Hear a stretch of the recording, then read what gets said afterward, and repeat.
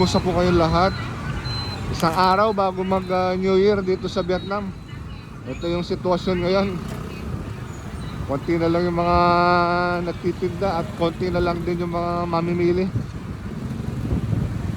Halos sa lahat kasi ng tao umuwi na sa kanilang mga probinsya, guys.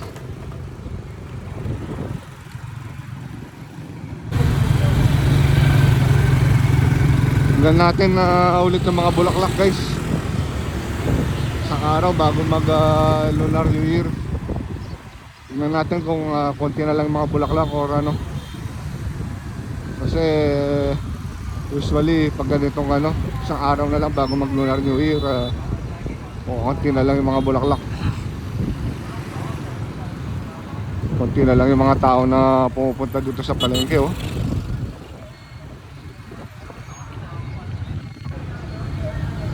Daming bumibili ng bulaklak. Tsaka mga prutas pang-alay sa kanilang mga god dito sa Vietnam. Ganda ng halaman na to. Kakaiba. Ay guys, ang daming bumibili ng bulaklak. Pang-alay nila sa mga god nila dito sa Vietnam.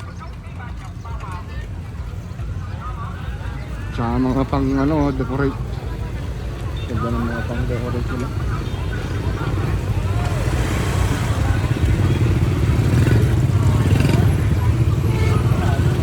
Daming tao. Ang daming bumibili ng mga bulaklak, guys.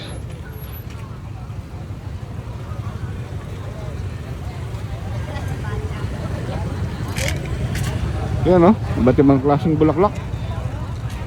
Ito yung pan-decorate sa mga god nila dito, God.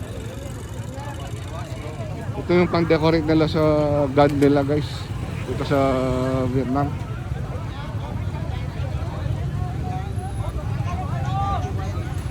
Mga bulaklak.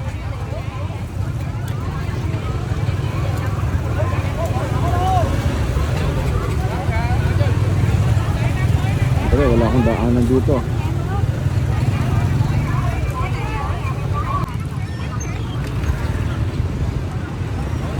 Dami talagang tao, guys. Ito yung parang New Year sa atin tsaka Pasko, guys. Nagla last minute buying yung mga tao. May ambulansya pa dito tsaka bumbero in case na dito, in case na may mangyaring aksidente. Nagsiset up sila ng fireworks dito. Mukhang may fireworks mamayang gabi dito.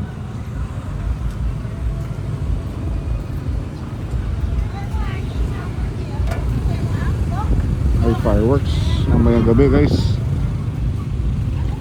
Sa lubong sa bagong taon, yan, naghahanda na sila, Yan, guys, may fireworks.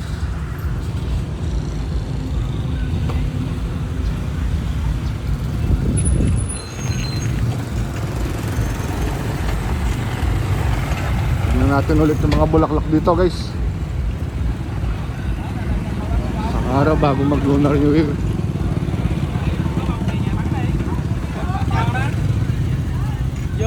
Bông về nhà bán. Tatanong muna ako kung mamayang gabi to.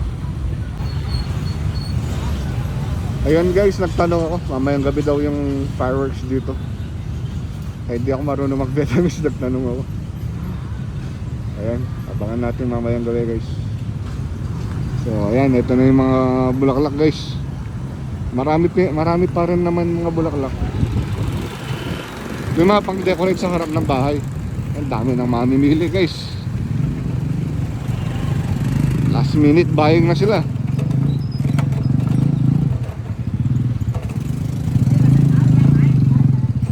So mamaya bibili din kami ng bulaklak. Lalagay namin sa harapan ng bahay. Talaga ako nabibili, guys, sa mga bonggabilya. Assorted talaga yung kulay. Ayan,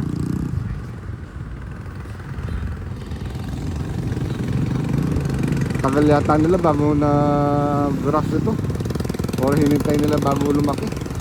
Sa isang halaman, 5 yung kulay, guys, assorted. Tingnan natin ang malapit ng, guys. Ayan, guys, assorted ang kulay. Iba't ibang klaseng variety ng bonggabilya. Ayan, Kung nasa Pilipinas lang talaga ako, bumili na ako nito. Ngayon naman guys, isang halaman assorted, oh, may yellow, red, white. Tagal bago nila nag-graft to guys, kaya medyo mahal siguro to.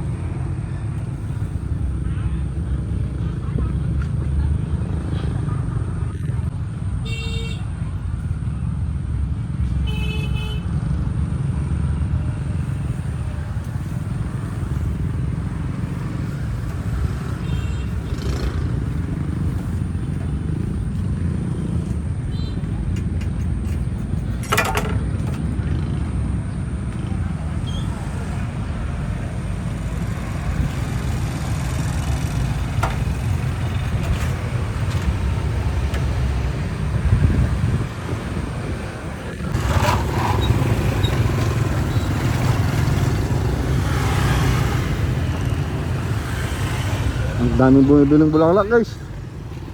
Nagla last minute na sila.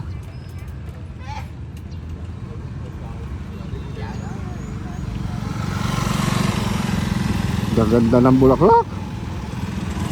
Lalo na tong bonggabilya, oh.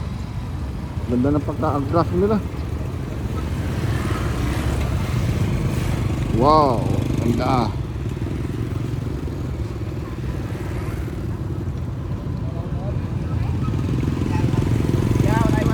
Bulaklak. Mamayang hapon guys, isa-isa na rin magsisiuwen tong ano, magtitinda ng bulaklak. Siyempre magse-celebrate din sila ng ano, New Year sa kanilang bahay. So mamayang hapon magsisimula na silang umalis dito. Yung ibang nagtitinda ng bulaklak, yung hindi ano, hindi gaanong mahal na bulaklak, iniiwan na lang nila dito guys. Hindi nila dinadala pa uwi. Pero siyempre medyo may halaga na bulaklak at halaman, inuuwi na nila. Dahil bunga ng kalamansi.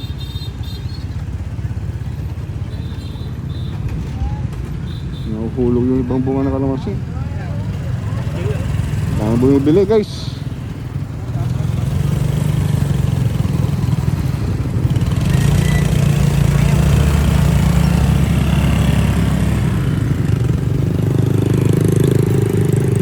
Sa atin lang nagtinda to ng mga bougainvillea, sigurado daming bibili guys. Kasi nauuso na naman sa atin yung mga ano, bougainvillea. Dami, ganda. Ayang wala sa Pilipinas ito, madalang pa sa atin to. Mga assorted na bougainvillea guys. Dami.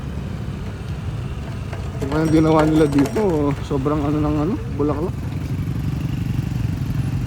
Sobrang gaganda ng ano, bulaklak.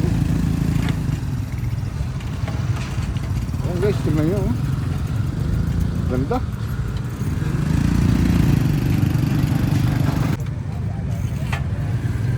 Daming bumibili. Ayan, tingnan yung mga bulaklak guys, ganda, oh.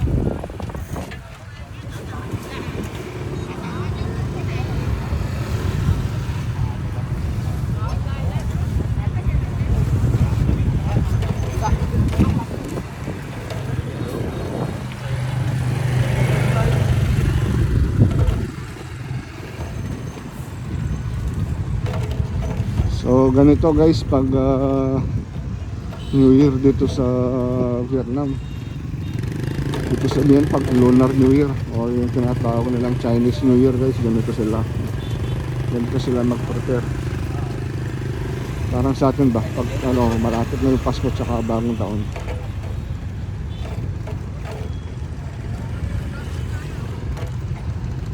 Yung kalamansi, oh. 100 lang, tatlo. 100,000 dong, tatlong halaman na kalamansi. So nasa $4. Nasa $4 tatlong kalamansi guys, tatlong puno ng kalamansi. $4. Bali sa atin nasa more or less 200 pesos tatlong halaman ng kalamansi.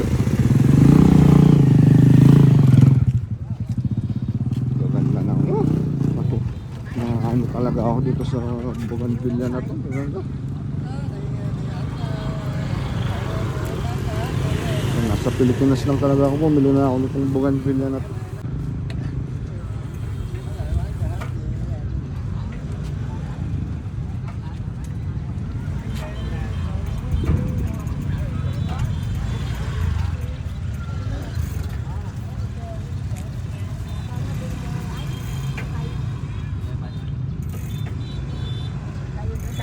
Luôn hai tụi này chạy rồi đi dọc đường công an không.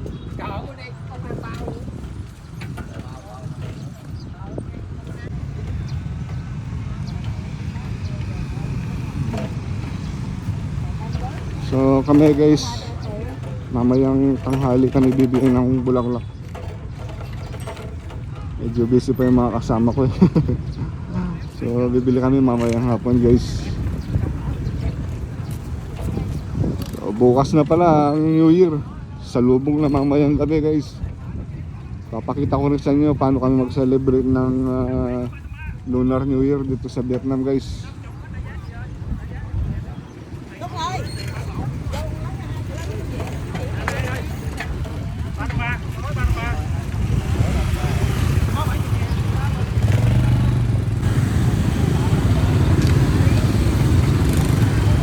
Dami nagtitinda ng prutas dito guys oh.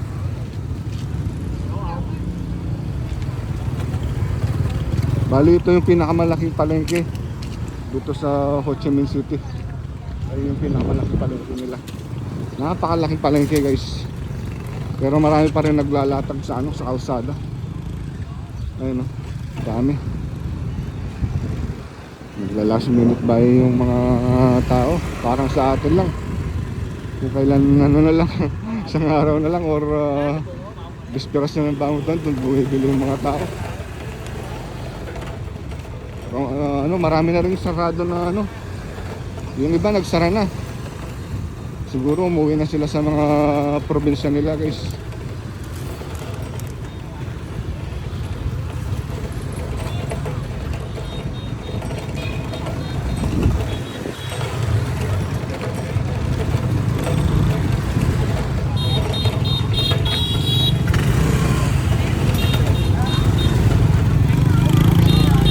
Yan o, pakwan no. Dami. Pakwan guys.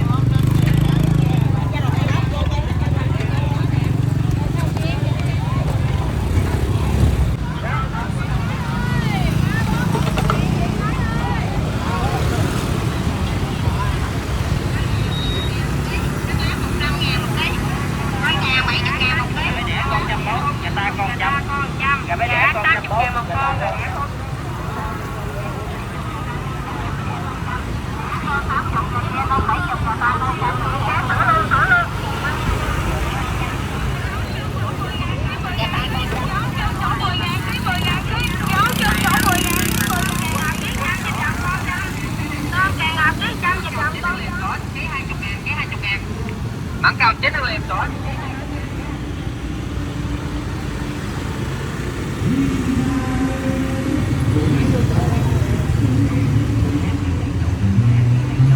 Gà